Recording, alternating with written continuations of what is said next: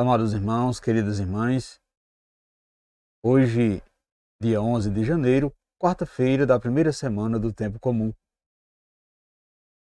Temos a grande alegria de convidar você e sua família para partilharmos a Palavra de Deus nesse dia de hoje, partilhando o Evangelho de Marcos, no capítulo 1, versículo do 29 ao 39. O Senhor esteja convosco, Ele está no meio de nós.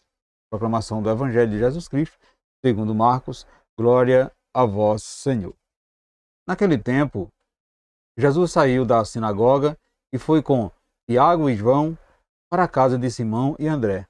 A sogra de Simão estava doente com febre, e ele logo contaram a Jesus.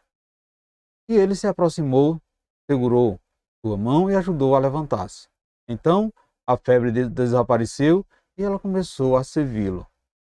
À tarde, depois do pôr do sol, levaram a Jesus todos os doentes e possuídos pelo demônio. A cidade inteira se reuniu em frente da casa. Jesus curou muitas pessoas de diversas doenças e expulsou muitos demônios. E não deixava que os demônios falassem, pois sabia quem ele era. De madrugada, quando ainda estava escuro, Jesus se levantou e foi rezar num lugar deserto. Simão e seus companheiros foram à procura de Jesus.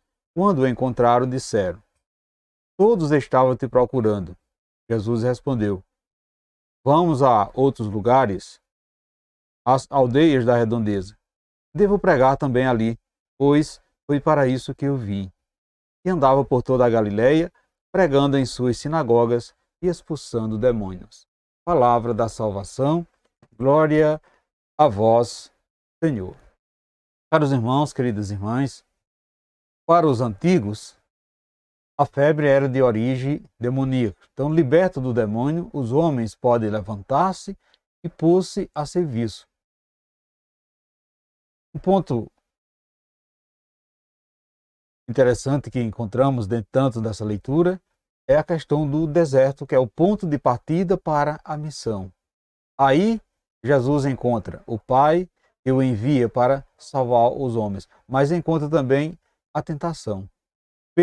Pedro sugere que Jesus aproveite a popularidade conseguida num dia. Então, é o primeiro diálogo, com os discípulos, já se nota a tensão.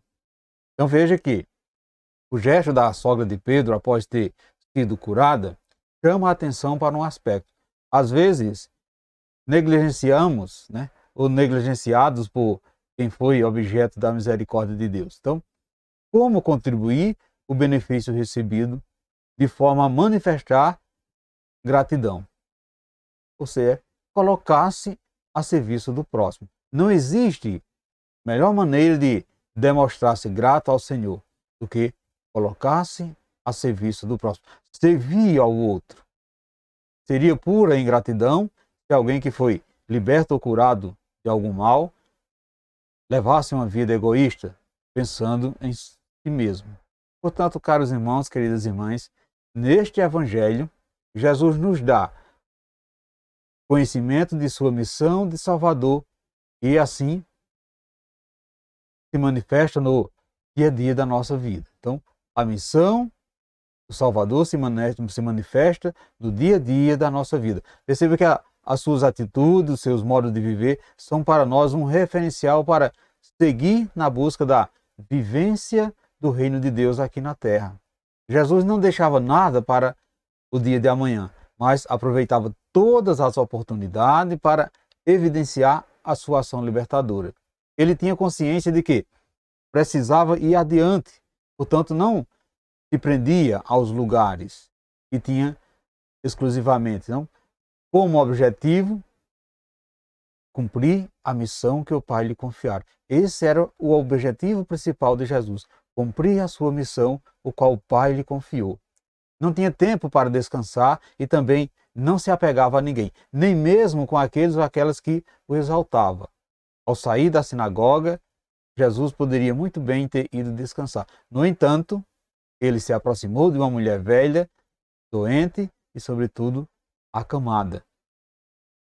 Então, perceba que, nesse momento, Jesus vai ao encontro dessa mulher, toca e, com grande amor, a curou fazendo com que ela voltasse a ser útil.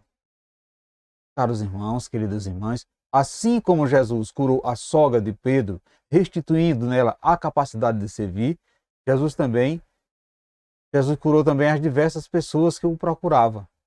Todos tinham vez na sua trajetória, cuidava de todos, escutava a todos e atendia a todos e tudo fazia com amor. Não menosprezava os velhos nem as crianças e curava as pessoas para que elas fossem úteis e, sobretudo, tivessem uma vida eficaz. Jesus não desiste de sua missão salvadora. E hoje também ele visita a nossa casa, caros irmãos e irmãs.